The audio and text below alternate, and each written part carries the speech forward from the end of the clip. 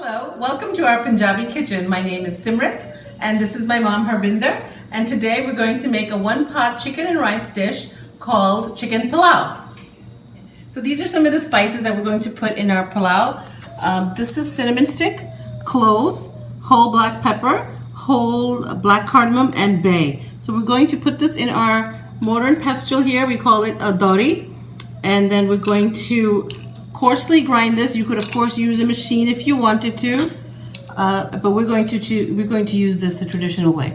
Okay, so we're pounding the bigger, thicker spices. The black cardamom goes in and the cinnamon sticks go in because these are tougher, so we need to pound those before we pound these delicate spices. Heated up my pot and I'm adding corn oil. About 2 tablespoons. We're going to add the cumin seeds.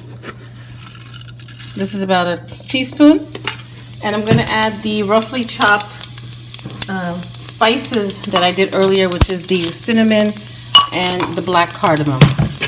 And the oil is at a good temperature. So now I'm going to add the onions.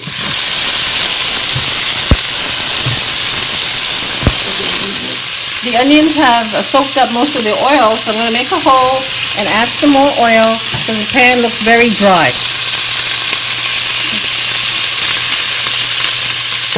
Yeah, it sounds better too. The sizzle sounds better. Adding the bay as well as the black peppercorns and cloves. So I came back to give the onions a little bit of a stir and see if it's darkened in color. I really want it a nice dark brown. So I'm chopping up some ginger and garlic. They're equal amounts. So I would say I use about 8 or 10 cloves of garlic and about 1.5 inches of ginger. And I'm chopping it up finely because this is a rice dish and we don't want the focus to be on the ginger and garlic. This should be on the rice and chicken. And we don't want big clunky pieces of garlic or ginger in the dish. And some people just use garlic paste from a jar, but I like to make everything. Now I'm adding the finely chopped ginger and garlic. Give that a good stir and let that also fry in the oil with the onions. Tomatoes. To the masala that we're making.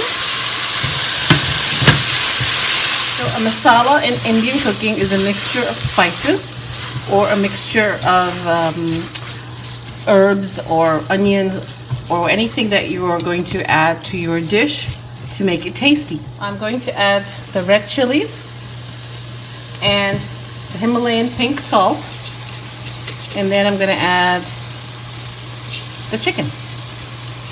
So I'm going to add the chicken to our masala.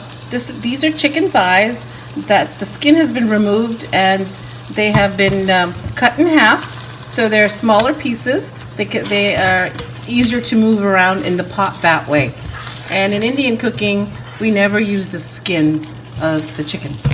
And if you want, you could have soaked or marinated the chicken in a bit of yogurt for about 20 minutes to half an hour while your onions were cooking, and then add it to the dish. I'm not covering the pot just yet because I want to brown the chicken along with the onions and tomatoes and let it cook down a little bit, because if I covered it, it would release a lot of juice and water, which I really don't want in the pot. So the chicken has been cooking for about 10 minutes and you see it's taken on the color of the onions. That's why we like to brown them. And also you see it's released a lot of its juices, and now we want it to dry up a little bit so that the chicken can fry in the pan. So the liquid is evaporating, and once it starts to evaporate, you got to watch this very closely because then it can start to stick. To see the doneness of the chicken, making sure it's fully cooked before I add any liquid to cook the rice in. So the chicken is not quite done yet. A lot of its liquid has evaporated, so I'm going to lid it so the chicken can be fully done before I add my chicken broth and rice. My mom is adding chicken stock. We're going to add 4 cups of chicken stock since we have 2.5 cups of basmati rice. We're going to let that come to a boil and then add the rice. Scooping out some basmati rice to soak before I add it to my pot, and this is going to be about 2.5 cups for 5 pounds of chicken. So I'm washing the rice, and I want to rinse it a couple of times, at least until it's clear. The water runs clear and all the extra starch and powdered bits are all gone. Come to a boil, and it has a nice rich color. The oil is floating on the top, and we're going to add the rice. We tasted the water, checked for the salt, and added a spoon of salt. It should taste like seawater. Right, and we're going to give it a good stir and let it come to a boil, and cover it with the lid and put it on very low heat and steam the rice. It's coming to a rolling boil. We're going to put the lid on, and we're going to turn off the heat because this is an electrical oven, so that it's going to stay warm. We're going to let it sit here for 10 minutes, and it should be cooked in 10 minutes. If you have a gas stove, I would put it at the lowest setting for 10 minutes, keep the lid on for another 10 minutes, and then it's good. So now we're going to check for the doneness of the rice.